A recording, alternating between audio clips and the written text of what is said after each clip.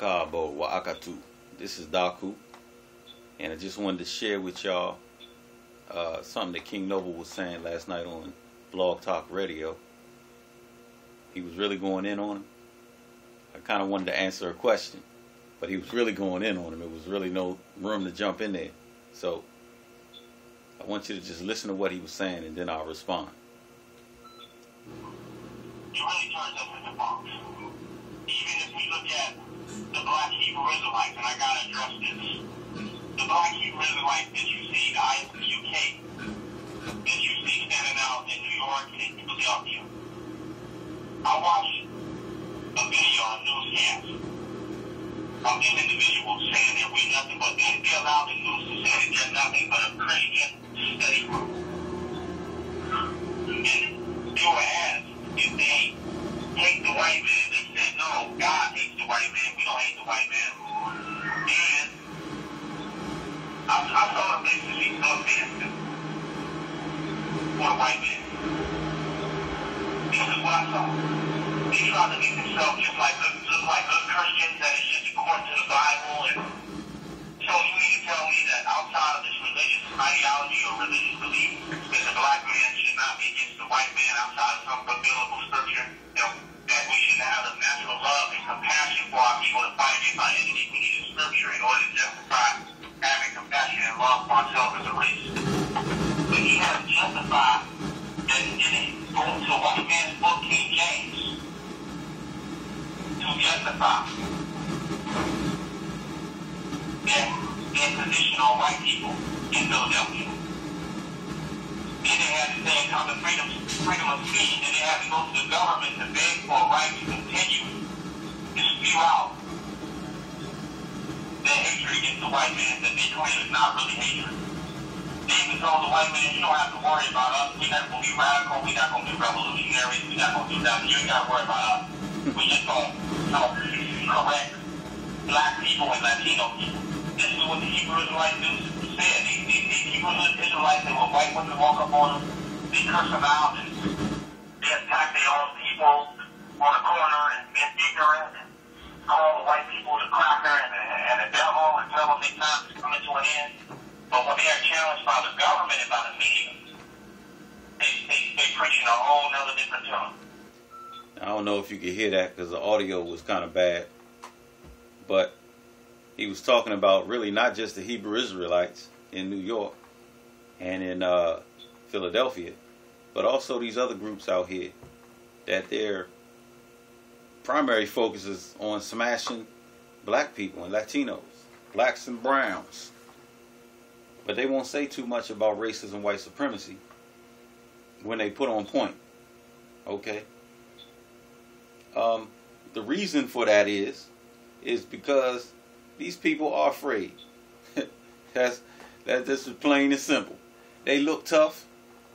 If they see me, these are the same type people that you see on the street, that if they see me, they'll bust me upside the head. Criminals will bust me upside the head. They just like criminals. They'll bust me upside the head because I'm a black man. They'll bust somebody else upside the head because he or she is homosexual. They'll pick on the people that they believe are the weakest and have the least defense. There's the least possibility of retaliation.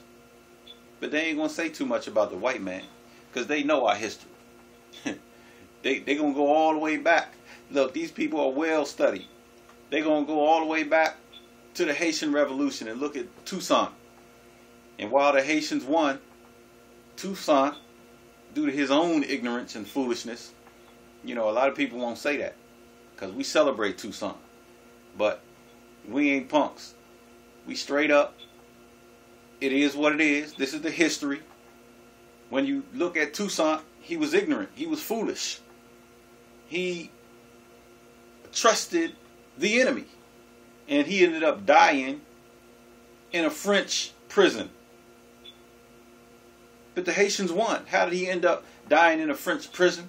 He basically handed himself over to the enemy.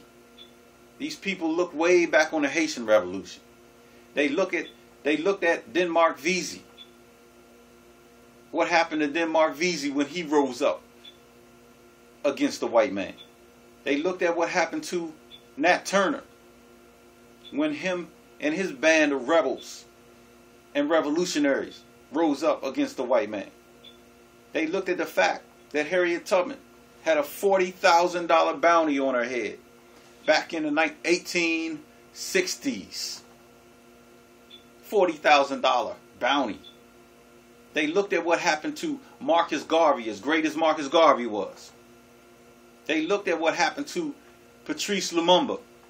They looked at what happened to Malcolm X.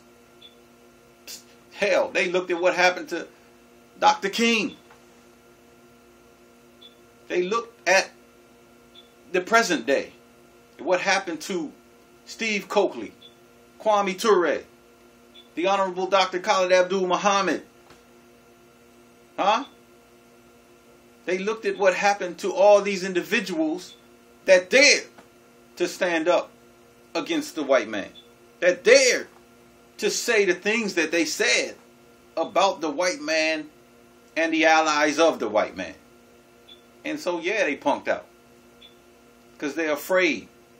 They're afraid of what's going to happen if they let it be known that they are enemies of racism, white supremacy. That they are enemies of the white power structure. So, they ain't going to say nothing too much other than a little surface shit about the white man is the devil, the white man is evil, the white man time coming to an end. Not going to say too much more than that. They ain't going to say black people and brown people rise up and tear this shit down. They're going to say shit like the white man's world is going to fall under the pressure of its own weight. So just wait around and sacrifice your children and your children's children until that happens. Just get educated. Just learn more. You'll be alright. Just wait around. So I just wanted to answer that one question. Like I said, it wasn't too much time to jump in there because King Noble was really going in on him. Anyway, this has been Daku. When y'all get a chance, King Noble's on Blog Talk Radio every morning beginning at 1 a.m. If you want to hear real revolutionary talk, not just about how we can get more money and establish black business and buy some land and pay taxes to the cracker. If you want to hear some real revolutionary talk, then listen to King Noble on Blog Talk Radio every morning beginning at 1 a.m. This has been Daku Akabo Wakatu.